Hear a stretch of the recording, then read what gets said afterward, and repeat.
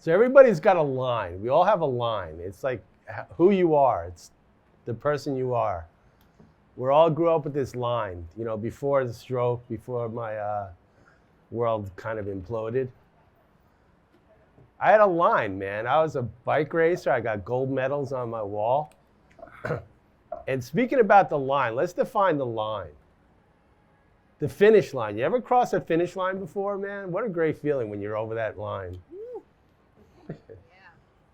But if you're ever in bike racing, man, it's critical that you hold your line. You got to ride straight, or people yell at you, hold your line. And even walking through the city, man. I'm walking through the city today. You got to pick your line through this crowd. I'm like, fuck it, man. I'm just making my own line. I'm disabled. I can't see. You know, like vision was key, man. And now it's like I can't see. I've got hemianopia. It's my left side is blind. But it's a weird thing. I just got to describe this. Like, it's not in my eyeballs. It's in my brain where I'm fucked up. It's like I designed my own house, and if I, like, visually stand in the front field and look at the house, I know every inch of this thing, but I cannot render the left side of that house in my vision. It's like the left side of my brain vision doesn't show. I have to, like, zoom in on the left side, and I know it by heart, and I can see it, but I can't render the whole picture, man. So like I walk around in this world, and I like, everything's going too fast. Walking through the city, people coming this way, that way, it's like I can't put it together. Imagine going to look at, you know, a painting like, you know, Guernica, Picasso's masterpiece, right? I can't see the whole thing, man. I can't see the left side. So I got to like look at this thing in quadrants and almost kind of try and piece it together in my head, but I can't put it together. It's like vision is so weird, man.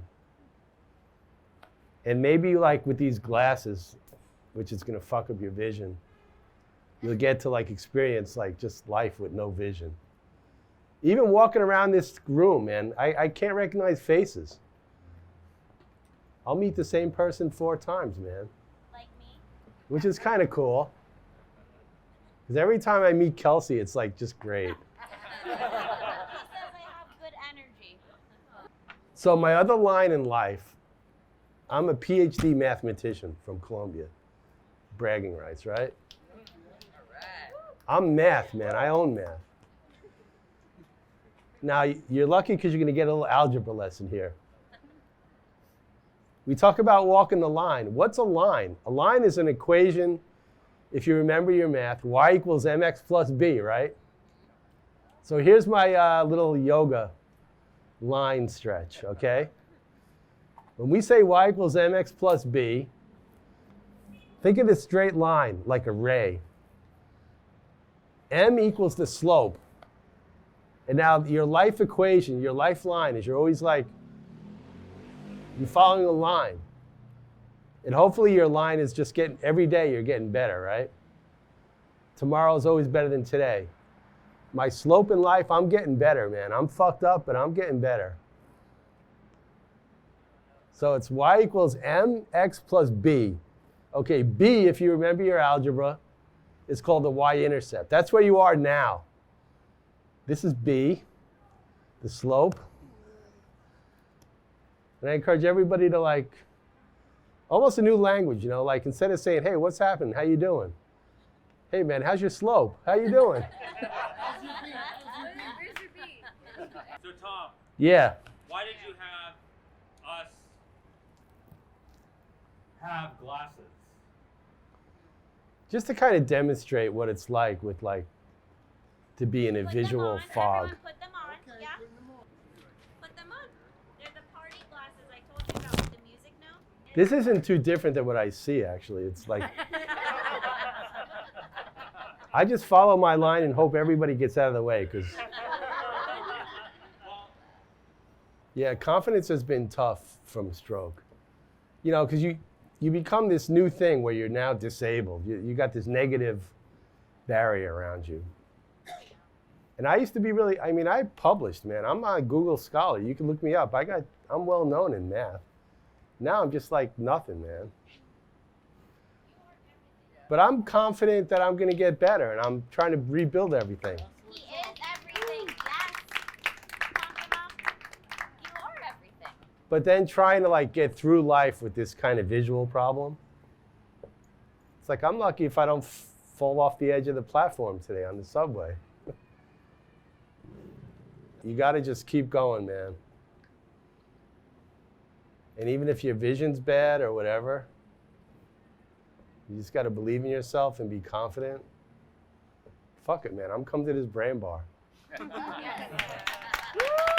a very, very confident t-shirt. I conceptualize math as like I see math in systems. You know, how many people are coming, and to me, it's just how we all going to fit. It's one big math world. What's the optimal way to get home, which is a pain in the ass. I got to follow all these subway lines. But I also, like, with my brain injury, I have short-term memory issues that are so bad that I cannot add numbers in my head because I'll forget the numbers while I'm adding them. You know, two 3-digit numbers. It's like you add the ones and then you carry over. I'll forget what I carried, and I'm just like lost. I can't do math in my head. But that's just calculation. That's different. To me, math is seeing the way things work and building models around them.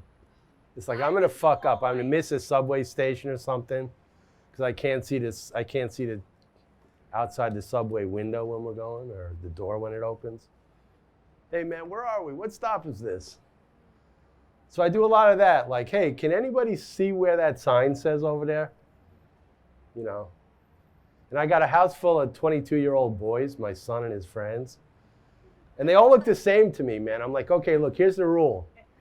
When you guys walk in, you got to tell me who you are so I knew who the fuck's in my house.